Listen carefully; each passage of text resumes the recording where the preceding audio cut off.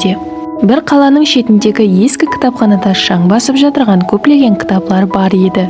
Бұрын бұл кітапхана адамлар менен толы болатұғын, балалар һәм үлкенлер кітап оқуға асығатұғын еді. Бірақ бүгін адамлар тек қана телефон һәм компьютер менен бәнд. Кітапханадағы кітаплар тым-тырыс һәм мұңлы, адамлардың жоқлығынан өкпелейтұғын еді. Бір күні ажайбат жүз берді. Кітаплар жалланып, өзара сөйлесе бастады. Танышпалар кітабы терең күрсінді. Қандай ажайып дәуірлер өтіп кетті. Бұрылары адамлар мені құшақлап оқитұғын, әр бетімді көзлері менен сипалап шығатұғын еді. Уақиялар кітабы гәпке қосылды. Ал мен балалардың қуанышын көретұғын едім. Әр сапары жаңа уақиға шөмулерінде көзлері жайнап кететұғын еді. Енді болса олар тек телефонда отырады, экраннан көз алмайды. Қосықлар кітабы айтты. Қосықлар жүрекке жылылық бағышлайтұғын еді. Енді болса сөзлер қағазға қамалып қалған. Ешкім оларды еслемейді.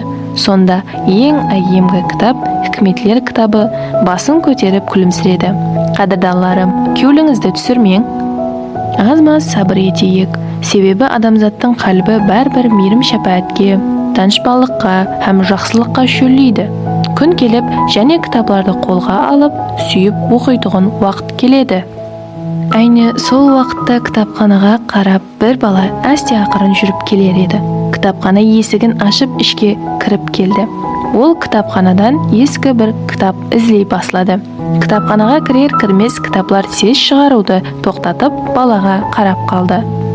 Бала әсте ақырын кітаплар арасынан бір кітапты қолына алғанда, кітап сиқырланғандай атрапқа өзінен нұр тарата баслады.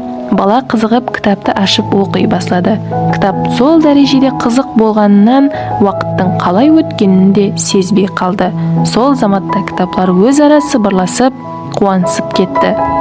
Бала олардың сәбетін есіткендей күліп қойды. Негедір жүрегі жылып кетті.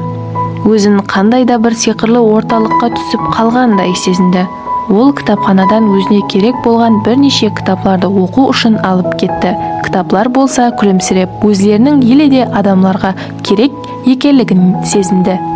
Осылайынша кітаплар адамлардың кеуіліне жол табу үшін оларды әр күні күтіп тұрады екен.